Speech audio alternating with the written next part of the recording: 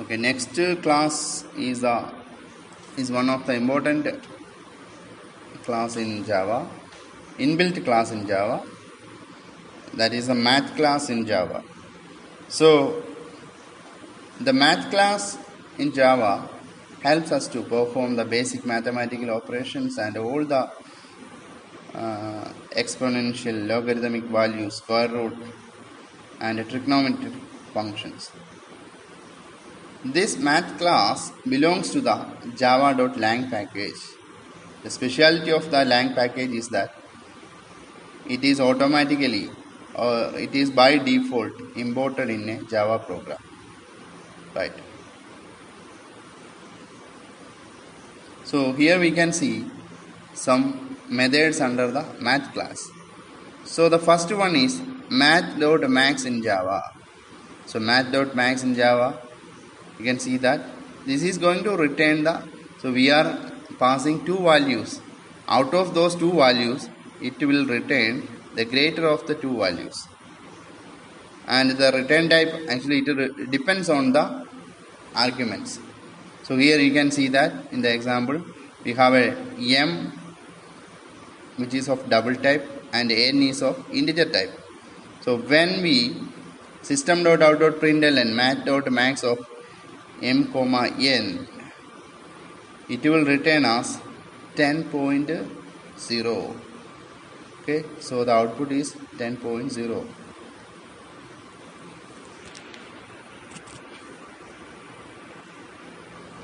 You can try to give different type of inputs and see. Suppose if you make int m as integer type, then see what is the output it is giving. Okay. Next method under the math class is the min. So it is for finding the lower of two values. That means we are passing two values as the arguments or parameters. It will return the lowest value among the two. Right.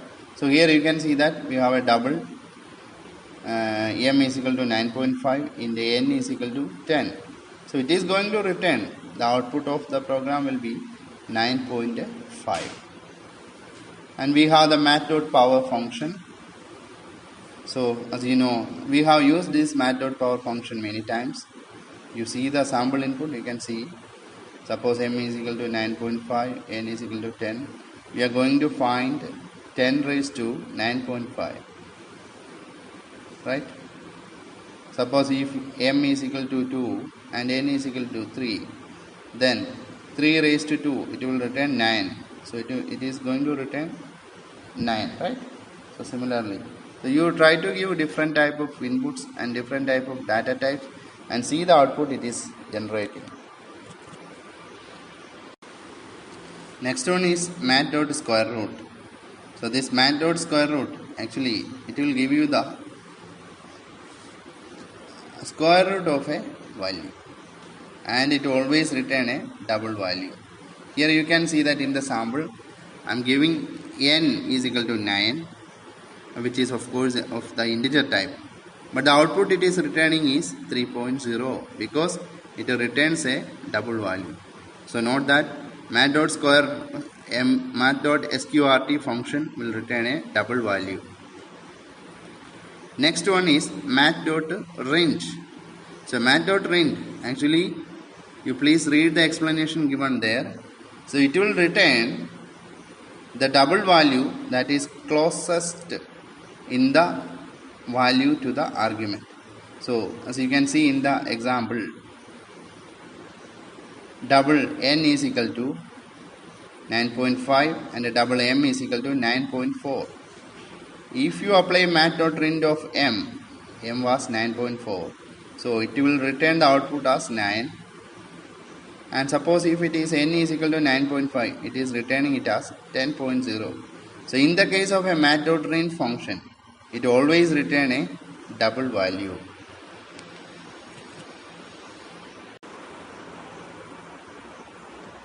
So we have a math.round function. This math.round function, it will return the rounded value, right? it will return the rounded value. So it returns an integer value. Here you can see that in the example, this double m is equal to 9.4, n is equal to 9.5. So you can see that mat.round of m, it will return 9, and mat.round of n, it will return as 10. So when you compare mat.rend and mat.round, it performs the same, but the return value is different. In the case of rend, it always return a double, and in the case of round, it returns an integer value. So in the case of rend function, it returns a double. In the case of a round, it returns an integer value, right? Next one is a ceil function. So ceil, so it returns a higher integer of the argument. It also always return a double value. So here you can see that m is equal to 9.04, n is equal to 9.5. So in both cases, if you apply mat.ceil of m and mat.ceil of n, it will return 10.0. So mat.ceil, it returns a higher integer of the argument. Okay. Next one is the mat.floor function. So this function returns the lower integer of the argument. As you can see, suppose we have values double m is equal to 9.04 and n is equal to 9.5. If you apply mat.floor function on these two variables, you can see that both will return as 9.0. So here also mat.floor function, it also always return a double value. Next one is logarithmic function, mat.log. It returns the natural logarithm of a double value. Okay, so here you can see that two values are there. M is of double type and n is of integer type. Here you can see that I have given the values of logarithmic values of m and n. The next important topic is the gem statements in Java. Okay. So these gem statements, there are basically three gem statements in Java, that is break, continue, and the third one is return. So it is actually used for transferring the control from one point to other point in the program. Okay. So when we apply a gem statement, actually it interrupts or halt the execution of an iteration or a program, right? So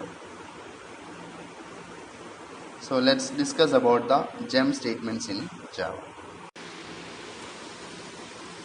The break statement, I know you definitely come across the break statement in this chapter, where we are using the break statement inside the switch case, right? So the same one we are using here, right? So you know what is the use of the break statement. Whenever there is a break statement, it stops the execution of the loop immediately. Actually it stops the execution and jump out of the loop. Whenever there is a break statement come across, what happens?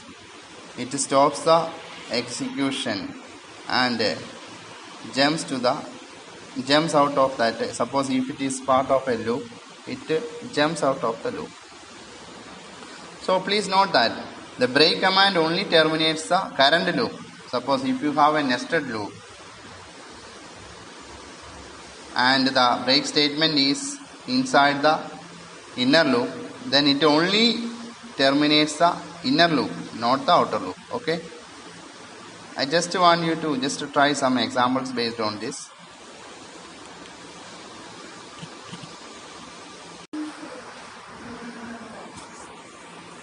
Okay, here you can see a sample program. So I just intentionally use this sample program. Normally, to explain the break statement, I use the switch case, but here I am using a different one, right?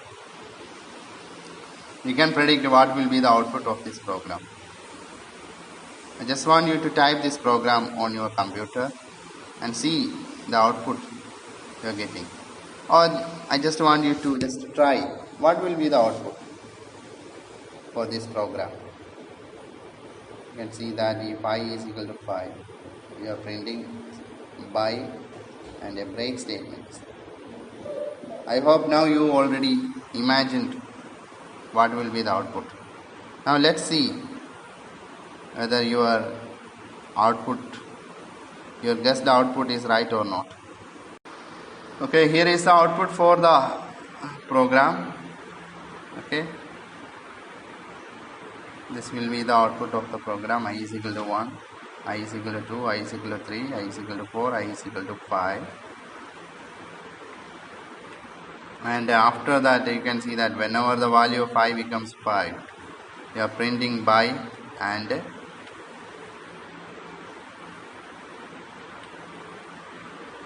whenever the value of I is equal to 5, you are printing the by and immediately break means you are going out of the loop.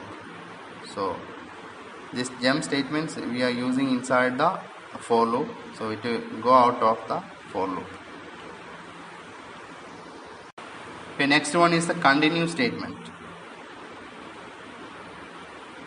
There is always a comparison between the continue and the break statement.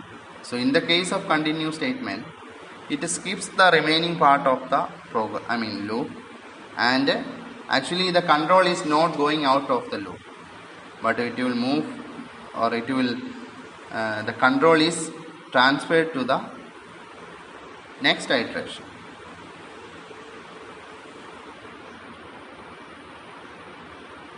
So when we compare the break and continue statement, break immediately terminates the execution of the loop. In the case of continue statement, it does not terminate the execution of the loop. Instead, it takes the control to the beginning of the loop and moves to the next iterative value, right? So here you can see one example is given for you, right? So and output also printed there. So here you can see that whenever the I is equal to 5, we are using continue. So that means I is equal to 5, continue means it stops or terminates the execution there, stops the execution of the printing statement, the control moving to the beginning of the loop, and it will continue with the next iterative value. Again 6, 7, 8, 9, 10 it is getting printed. Only the value of 5 will not be printed there. Okay, so you try this program on your computer and see. The next jump statement is the return statement. The return statement we mainly use associated with the methods, right? So the return statement may or may not return parameters to the caller method. So we are going to learn more about the return statement associated with the chapter 9. Chapter 9 is methods. So we can learn more about that. So here you can see a sample program where calculate is a method which returns double value. So you can see that inside the curly braces return sum, where sum is a double value, right? So we are using a return method, a return statement inside the method.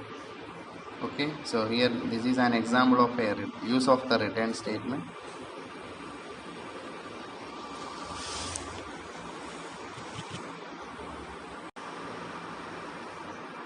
Okay students, that is the end of the today's class. I think I covered all the important topics under the chapter number 6. Now it's your turn to read the chapter number 6 of the textbook and see is there any missing part in our syllabus. I just left some topics for you to revise. Okay, If you got any doubt, please don't hesitate to contact me. I'll see you with another video in the next class.